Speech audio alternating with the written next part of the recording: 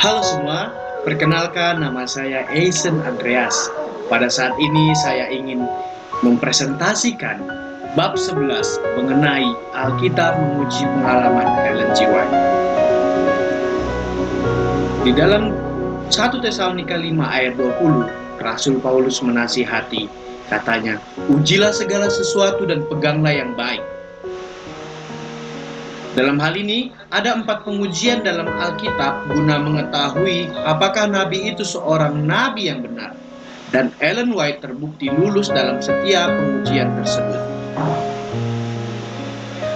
Ujian terhadap tulisan Ellen White yang pertama ialah pekabarannya sesuai dengan hukum Allah dan kesaksian para nabi. Tulisan-tulisan Ellen White meninggikan hukum Allah dan selalu menuntun para pria dan wanita kepada Alkitab. Yang kedua, nubuatannya digenapi. Meskipun pekerjaan Ellen G. White banyak persamaannya dengan pekerjaan Musa dalam menuntun dan membimbing orang banyak, namun tulisannya banyak meramalkan peristiwa yang akan terjadi. Yang pertama ialah kehancuran gedung pencakar langit di New York. Di dalam Testimonies halaman 12 ayat 13 tahun 1909, isinya, sekali peristiwa ketika saya ada di New York City, saya mendapat khayal pada malam hari dan menyaksikan gedung-gedung tinggi yang berlomba-lomba mencapai langit. Gedung-gedung ini dijamin tahan api dan didirikan untuk mengagung-agungkan para pemilik dan pembangunnya. Pemandangan berikut yang lewat di hadapan ialah satu tanda bahaya kebakaran. Orang-orang memandang gedung-gedung yang tinggi dan dianggap tahan api itu dan berkata, gedung-gedung ini benar-benar aman. Akan tetapi gedung tersebut dilahap api seakan hanya terbuat dari ter. Mobil-mobil pemadam kebakaran tidak dapat berbuat apa-apa untuk mencegah kehancurannya. Para petugas pemadam kebakaran tak sanggup menggunakan perlengkapan pemadam kebakaran. Ini adalah contoh, ini adalah hasil nubuatan yang diberitahu oleh Ellen White. Penggunaan daging dalam makanan. Banyak yang mati oleh karena penyakit yang semata-mata diakibatkan oleh makanan daging, namun seakan-akan dunia tidak menghiraukannya. Lalu kemungkinan untuk mendapat serangan penyakit bertambah 10 kali lipat akibat memakan daging. Penggunaan makanan berlemak. Biji-bijian dan buah-buahan yang dihidangkan tanpa lemak dan dalam bentuk yang seasli mungkin haruslah menjadi makanan mereka yang mengaku sedang mempersiapkan diri untuk diubahkan agar masuk surga. Lemak yang dimasak bersama makanan menyebabkan kesulitan pada pencernaan. Darah maupun lemak hewan telah digunakan sebagai makanan mewah. Tetapi Tuhan memberi petunjuk khusus supaya bahan-bahan ini jangan dimakan. Mengapa? Karena bahan-bahan tersebut menyebabkan pencemaran dalam darah di tubuh.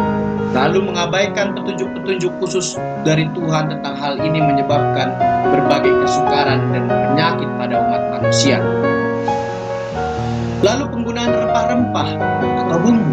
Makanan harus disiapkan dengan cara sesederhana mungkin dan bebas dari bumbu-bumbu atau rempah-rempah maupun garam yang berlebihan.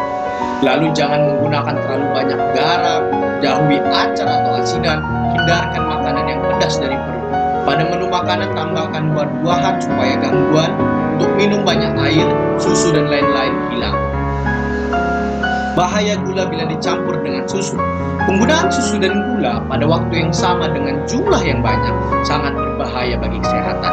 Penggunaan gula secara bebas dalam bentuk apapun cenderung menghambat pekerjaan organ-organ tubuh dan tidak jarang menyebabkan penyakit. Minum sehabis makan juga kurang baik. Banyak orang membuat kesalahan dengan meminum air dingin di waktu makan.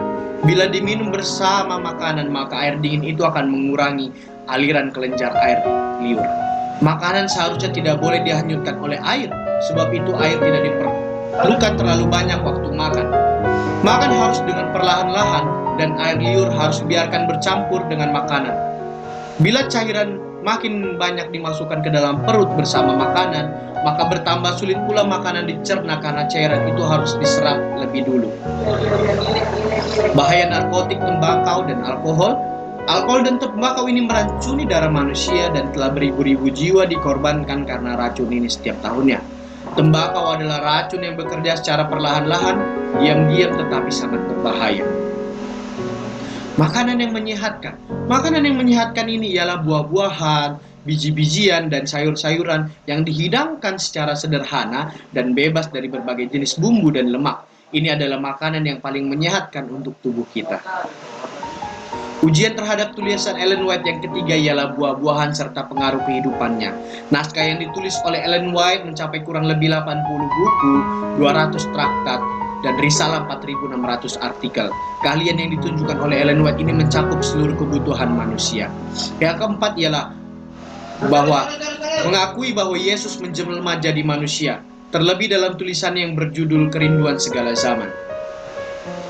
Tulisan Ellen White membuktikan pekabarannya memiliki derajat rohani yang tinggi, pekabaran yang diberikan tepat pada waktunya, memanifestasi khusus menyertai pemberian khayal itu. Pekabaran yang diberikan bersifat praktis, khayal-khayal itu merupakan pengalaman pasti.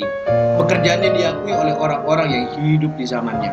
Pekabaran dan tulisan Ellen White tidak dipengaruhi oleh orang-orang yang ada di sekelilingnya. Jadi, kesimpulan yang dapat saya berikan pada saat ini, ada 4 pengujian utama Alkitab untuk mengetahui kebenaran seorang nabi. Yang pertama ialah sesuai dengan firman Allah dalam Yesaya 8 ayat 20. Yang kedua, nubuatan yang digenapi dalam Yeremia 28 ayat 9. Yang ketiga, dikenal dari buahnya dalam Matius 7 ayat 20. Lalu mengakui Yesus datang dalam keadaan manusia dalam 1 Yohanes 4 ayat 2. Jadi Ellen White telah menggenapi keempat standar Alkitab ini. Itulah sebabnya dia disebut sebagai hamba Allah yang benar. Nah, saya akan memberikan 3 pertanyaan dan beserta jawabannya. Yang pertama, sebutkan pengujian utama Alkitab untuk mengetahui kebenaran seorang nabi. Yang kedua, sebutkan 3 pembuktian tulisan Ellen G. White. Yang ketiga, banyak yang mati oleh karena penyakit yang semata-mata diakibatkan oleh makanan daging, namun seakan-akan dunia tidak menghiraukannya. Betul atau salah? Jawaban yang pertama ialah ada 4 sesuai dengan firman Allah. Kedua, nubuatannya digenapi. Yang ketiga, dikenal dari buahnya. Keempat, mengakui Yesus datang dalam keadaan manusia. Jawaban yang kedua ialah pekabarannya memiliki derajat rohani yang tinggi. Pekabaran yang diberikan tepat pada waktunya. Yang ketiga ialah pekabaran yang diberikan bersifat praktis. Dan yang ketiga jawabannya ialah benar. Sekian presentasi yang saya berikan. Tuhan Yesus memberkati.